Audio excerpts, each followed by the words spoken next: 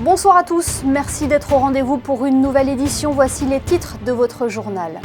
Monaco allège son dispositif sanitaire à partir de lundi. Que cela traduit-il? Devons-nous apprendre à vivre avec le virus? Le ministre des Affaires sociales et de la Santé, Didier Gamerdinger, répondra à nos questions dans quelques instants. Ce jeudi 11 mars correspond à la journée nationale en hommage aux victimes du terrorisme. Une cérémonie a eu lieu à la Maison de France en présence de 2 rescapés de l'attentat du Bataclan. Nous avons recueilli leurs témoignages. Le Café de Paris fait peau neuve. Les travaux ont débuté il y a quelques jours. Vous découvrirez dans ce journal le nouveau visage de cette institution en principauté. Puis nous recevrons Thierry Heim. L'équipe de l'entraîneur de l'Étoile de Monaco affronte Lille demain en top 12, l'élite de la gymnastique française. Il nous présentera les enjeux de cette 3e journée de championnat. Dans ce journal également les métiers du numérique, un secteur porteur et l'ouverture du festival Printemps des Arts. Fin du port du masque à l'extérieur, fin du pass sanitaire. À partir de lundi, Monaco assouplit son dispositif pour faire face à l'épidémie de coronavirus. Bonsoir Didier Gamerdinger. Bonsoir Émilie. Que devons-nous comprendre à travers l'allègement des mesures sanitaires? Est-ce que la 5e vague est derrière nous aujourd'hui? Alors tout le monde aura compris que la situation s'est très nettement améliorée. C'est bien plus favorable que ce que nous avons connu en début de cette année, par exemple. Pour autant, les médecins nous disent que la situation n'est pas définitivement derrière nous. Donc nous avons pu, dans un contexte qui était globalement favorable, alléger progressivement les mesures de freinage. Pour autant, il faut rester attentif, parce que vous l'avez vu, nous connaissons en ce moment un petit rebond épidémique, de même qu'un nombre d'admissions au CHPG qui a légèrement augmenté ces derniers jours. Voilà, même si la tendance est à la baisse, il faut tout de même encore rester vigilant. C'est exactement cela. Globalement, une tendance à la baisse, à la fois chez nous et chez nos voisins, italiens et français. Pour autant, nous savons que les gestes barrières demeurent pertinents. Il faut continuer à être mobilisés et à se protéger chaque fois que c'est nécessaire, chaque fois en particulier que nous sommes très proches les uns des autres. Et Monsieur le Ministre, la vaccination reste la solution encore aujourd'hui ? Alors la vaccination a démontré son efficacité incontestablement, a permis de protéger nos populations résidentes et salariées de manière très efficace, on l'a vu. Donc oui, la vaccination est le moyen pour nous aider tous à sortir de la situation que nous connaissons. Didier Gamerdinger, 2 ans après, maintenant qu'on en sait plus sur la Covid qui nous a tous surpris et chamboulé notre quotidien, est-ce que l'on gère différemment les choses ? Alors nous avons heureusement depuis 2 ans plus de recul, donc les soignants ont une connaissance plus précise et plus fine de cette pathologie. Cela étant, vous savez qu'il a fallu s'adapter aux différents variants. Les fondamentaux de prévention restent les mêmes. On vient de le dire, la vaccination d'un côté, de l'autre les gestes barrières qui ont fait la preuve de leur efficacité. Alors c'est vrai qu'à certains égards on peut considérer que c'est une petite contrainte, mais d'un autre côté, on doit regarder en face la réalité et ce sont des dispositifs qui nous accompagnent efficacement pour lutter contre l'épidémie. Et puis enfin, des médicaments commencent à apparaître sur le marché qui là aussi devraient nous aider à passer ce cap difficile. Et est-ce que finalement, il ne faut pas se dire que l'on doit vivre avec le virus, comme le font déjà d'autres pays? Est-ce que c'est aussi la réflexion actuelle du gouvernement ? Alors c'est pertinent ce que vous dites, parce que c'est exactement cela.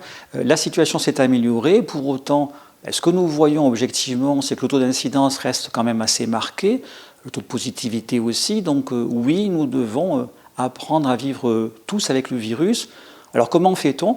On le fait en restant assez prudent. Alors évidemment, nous souhaitons tous que la situation s'améliore, nous souhaitons tous reprendre la vie d'avant, comme nous disons.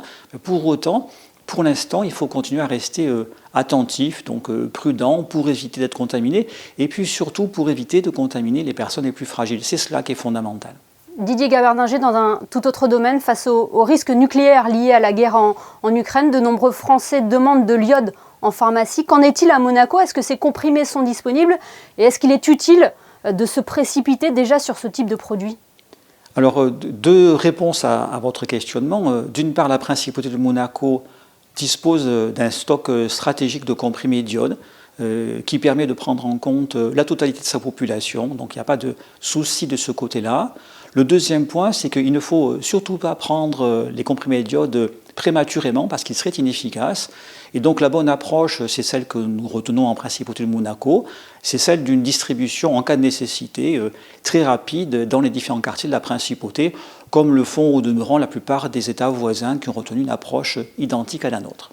Eh bien, merci beaucoup Didier Gamerdinger d'avoir été avec nous ce soir pour faire le point sur l'actualité sanitaire en Principauté. Merci infiniment. Je vous en prie, à bientôt.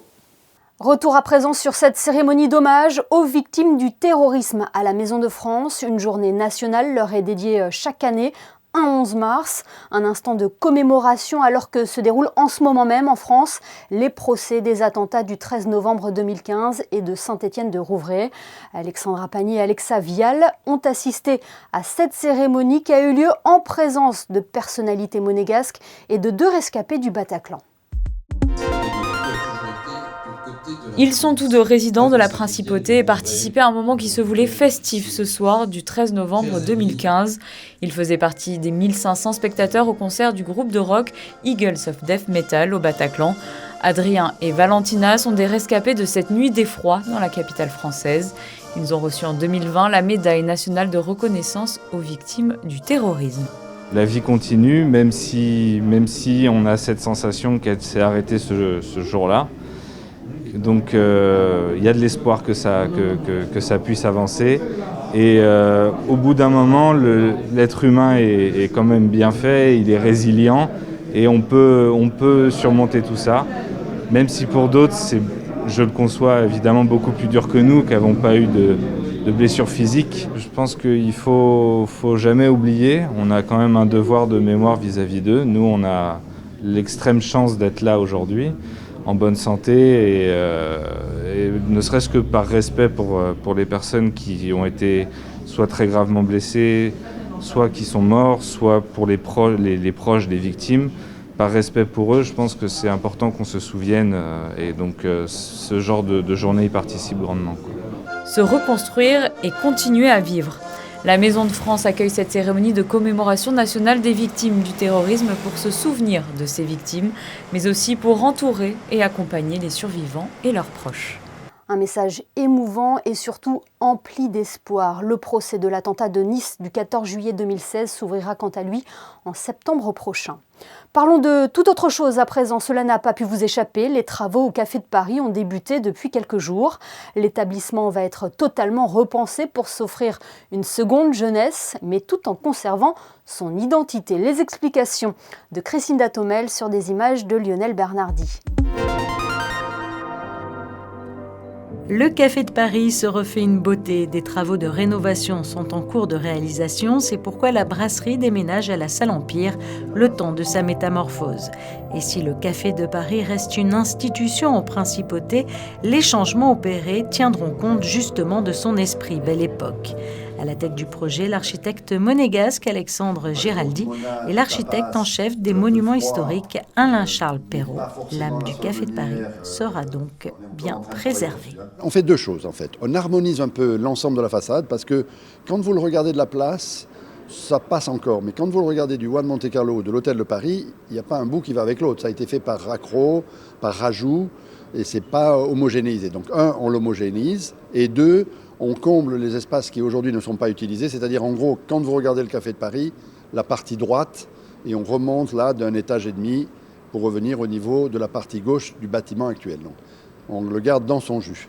La brasserie du Café de Paris s'étendra donc sur 2 étages et un nouveau concept venu tout droit de Madrid et qui a déjà vu le jour à Londres et à Dubaï sera implanté sur le rooftop de l'établissement, le restaurant Amazonico. Amazonico, c'est une cuisine sud-américaine, plutôt un peu plus viande que poisson, mais quand même, il y a du poisson. Mais surtout, ce qui nous a séduit dans le concept d'Amazonico, c'est la présence de plusieurs ambiances au sein du même restaurant. Par exemple, si vous allez chez Amazonico à Dubaï, il y a un demi-étage qui est un sushi bar. Ça reste Amazonico, mais si vous voulez manger des sushis, vous allez manger des sushis. Donc je pense que chez nous, ici, ils vont faire aussi plusieurs ambiances. Une partie un peu décontractée, une partie un peu plus festive. Il y a, par exemple, à Londres, ils ont un petit coin très formel avec un quartet de jazz toute la nuit.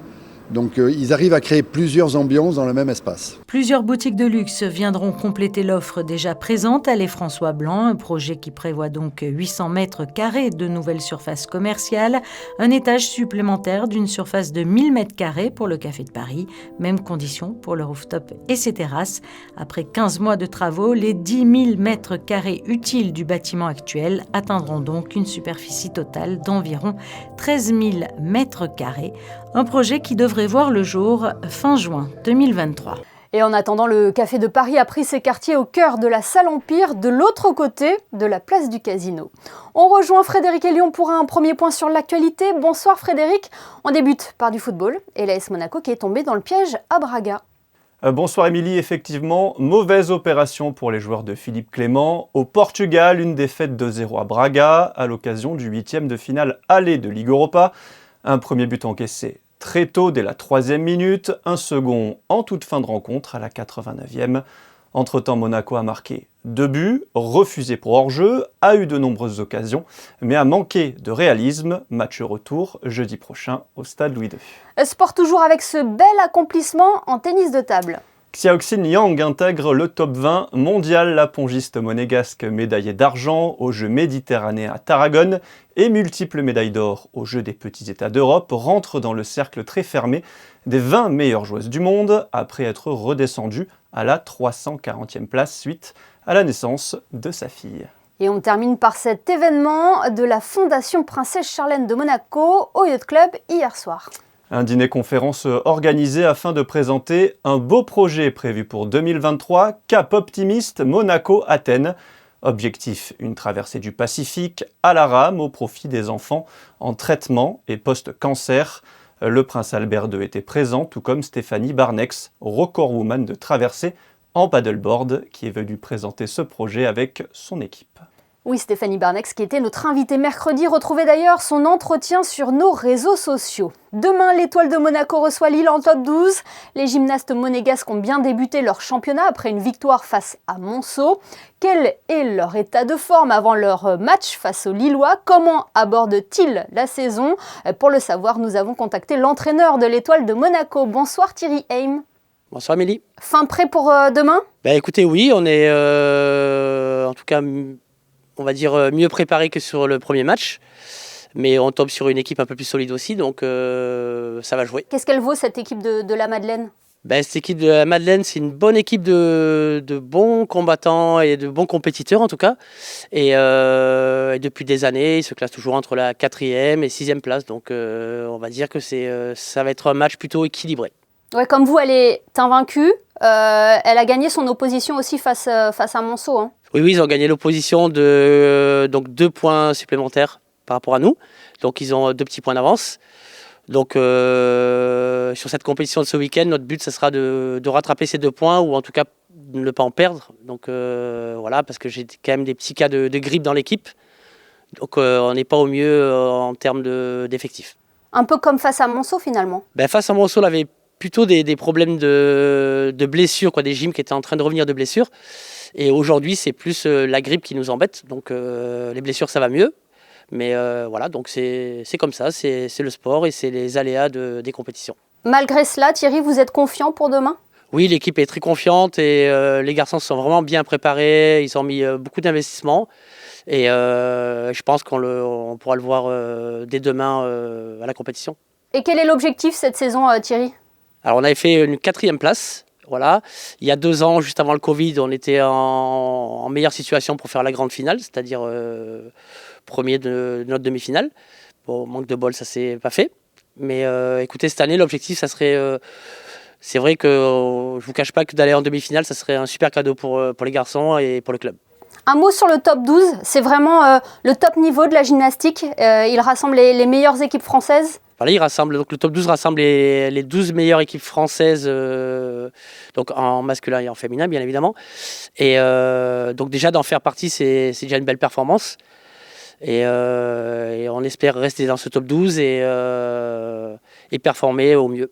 Et contrairement à l'an passé, c'est bien sous sa forme initiale que le top 12 a lieu cette année? Voilà, donc cette année, on repart sur des duels à confrontation directe. Et ce qui est un peu plus intéressant, un peu plus tactique. Et je pense que c'est en tout cas un format qui nous convient bien. Eh bien, merci beaucoup Thierry M d'avoir été avec nous ce soir. On le rappelle à nos téléspectateurs, rendez-vous à l'espace Saint-Antoine à partir de 15h30, c'est ça? À partir de 15h30, Émilie. Mais effectivement, on attend du public et on a besoin de soutien pour ce match qui va être très serré, très compliqué. Donc voilà, mais on fera au mieux. Super, merci beaucoup Thierry. Merci Émilie. Et nous reviendrons bien évidemment sur cette 3e journée de Top 12 dans notre édition de lundi. Intéressons-nous à présent à ce webinaire organisé par la délégation interministérielle chargée de la transition numérique. Un webinaire à destination des élèves de terminale qui aura permis de renseigner les jeunes sur les métiers du numérique. Le reportage de Sandrine Nègre et Alexandra Marangoni. Les tables rondes du numérique poursuivent un objectif, celui de présenter un panel de métiers de la filière du numérique. Et ils sont nombreux, développeurs, programmeurs, experts en cybersécurité, chefs de projet, community managers et pas seulement, la preuve avec le métier d'avocat. J'ai fait le master de Nice, on a un master spécialisé dans ce domaine-là. Et puis en fait l'avocat numérique va se poser toutes les questions qui sont liées à toutes les problématiques juridiques qui tournent autour des grandes thématiques du numérique. Toutes les problématiques qu'on peut retrouver dans le métaverse, des problématiques qu'on peut trouver dans le monde de tous les jours, et puis aussi toutes les questions de propriété intellectuelle, de protection des données à caractère personnel, etc. etc. Je trouve que c'est toujours intéressant de pouvoir échanger en fait, et donner des témoignages aux jeunes qui doivent choisir une orientation à un moment de leur vie où c'est pas forcément évident de savoir ce qu'on veut faire plus tard. Voilà, je me rappelle cette époque, j'ai un bac général et donc c'était difficile de se dire quelle orientation choisir et vers quel métier s'orienter en fait dans le futur. Donc si ça peut aider certains jeunes à se dire je veux faire ça ou au contraire je ne veux pas faire ça, ben, c'est avec plaisir que je participe. Et la date de ce webinaire organisé par le département de l'Intérieur et la délégation interministérielle chargée de la transition numérique n'est pas le fruit du hasard. Les élèves de terminale sont à l'aube des examens du baccalauréat et surtout des choix d'orientation. Vous le savez, depuis la rentrée, le lycée Albert Ier est lycée numérique. Donc le numérique dans la pédagogie a pris sa place. Maintenant, il s'agit de voir plus loin et d'informer et nos élèves et les parents d'élèves sur les métiers du numérique, le futur du numérique. Il est évident qu'aujourd'hui, les élèves de Monaco, collège et lycée, utilisent le numérique. Mais quid des métiers et du futur pour eux ? Cette immersion interactive dans les métiers du numérique a donc permis de répondre à cette question. Immersion proposée dans le cadre du programme Extended Monaco ce 10 mars au terminal, mais les secondes et les premières pourront bénéficier d'une sensibilisation à partir du 21. Autre projet d'orientation, les métiers de l'hôtellerie-restauration. Une journée portes ouvertes était d'ailleurs organisée au lycée technique et hôtelier Frédéric Hélion. Un événement organisé hier de 16h à 19h, l'occasion pour les élèves de la Principauté et des communes voisines, ainsi que leurs familles, de découvrir les différentes formations proposées par cet établissement. Les métiers du commerce et de la vente, le bac pro métier de l'électricité et de ses environnements connectés, ou le secteur hôtelier. Les jeunes ont pu échanger avec les personnels de direction, d'enseignement et d'orientation. Un mot à présent sur la 5e Assemblée des Nations Unies pour l'environnement. Une délégation de la Principauté menée par le professeur Alain Picmal, représentant permanent de Monaco auprès du programme des Nations Unies pour l'environnement, vient de participer au débat. Monaco et plus de 70 pays ont porté une résolution adoptée par l'Assemblée visant à mettre fin à la pollution plastique et à élaborer un accord international juridiquement contraignant d'ici 2024. On passe à ce nouveau défi pour Venturi. Après plusieurs records du monde sur Terre avec des véhicules ou motos électriques, Venturi regarde encore plus haut vers le ciel et l'espace et devient partenaire stratégique de la société américaine Astrolab afin de collaborer au développement de technologies de mobilité pour la Lune, Mars et au-delà. Écoutez Chris Hadfield, un ancien astronaute qui a testé le rover planétaire. It was huge fun to drive Flex today. I mean, it was just a joy. I've been looking at pictures of it, and to actually get here out in the desert and have a chance to get on that thing and drive it, to actually see the size of it and the capability of it and handle it and get a real intuitive sense of what it can do right now, what it's going to do in the future. Just a joyful day for somebody like me. Parmi les technologies développées, les batteries, les matériaux capables de résister et fonctionner à des températures négatives extrêmes, les panneaux solaires, les roues déformables ou les systèmes de contrôle électrique des véhicules. Et on termine par cette exposition au Quai des Artistes, Frédéric. Inside Out, une exposition de Sabrina Mazzola-Rogulic à découvrir du 4 mars au 20 avril. L'artiste italo-croate vous amène dans son univers avec une série de peintures qui évoquent le comportement, les aspects psychologiques de la nature humaine et la profondeur des émotions. Merci Frédéric, on vous retrouve tout à l'heure pour les prévisions météo. Mais avant cela, le festival Printemps des Arts a été lancé hier à l'église Saint-Charles avec un concert mettant à l'honneur Guillaume de Machaut. Le reportage de José Sacré.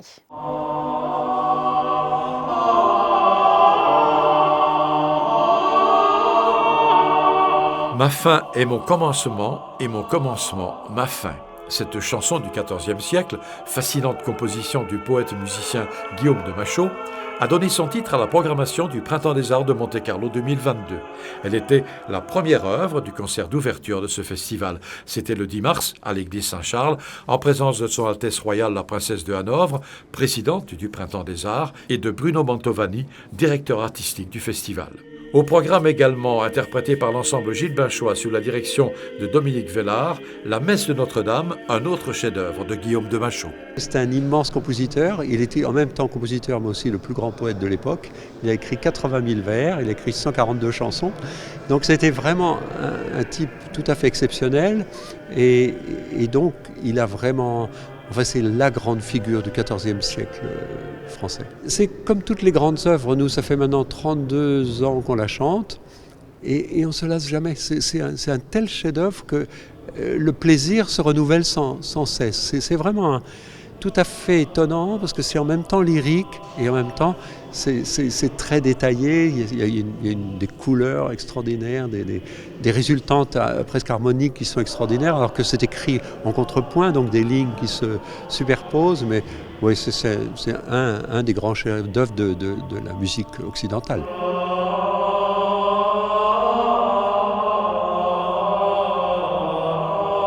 Prochain invité du Printemps des Arts de Monte-Carlo, le pianiste Jean-Yves Bavouzet. Il donnera 3 concerts du 11 au 13 mars à l'Auditorium, au Musée océanographique et à l'Opéra de Monte-Carlo. Et retrouvez l'intégralité de la programmation du Festival Printemps des Arts sur le site officiel de l'événement, le www.printemps-des-arts.mc. Place à vos prévisions météo. Quelle est la tendance pour le début du week-end, Frédéric ? Une journée maussade, Émilie, avec un samedi très nuageux, un ciel bien couvert le matin malgré des rafales pouvant aller jusqu'à 60 km/h. L'après-midi, le vent sera toujours aussi présent et des averses sont attendues. Le thermomètre oscillera entre 7 et 11 degrés. Samedi 12 mars, nous fêterons les Justines. Merci Frédéric et merci à vous de nous être fidèles chaque soir sur Monaco Info. Nous vous emmenons en mer pour refermer ce journal pour un petit test de waterbike. Le 5 juin prochain, la Fondation Princesse Charlène organise le Riviera Waterbike Challenge. Nous y reviendrons d'ailleurs dans notre édition de demain. Les photos sont signées ce soir. Michael Alési. Excellente soirée à tous sur Monaco Info.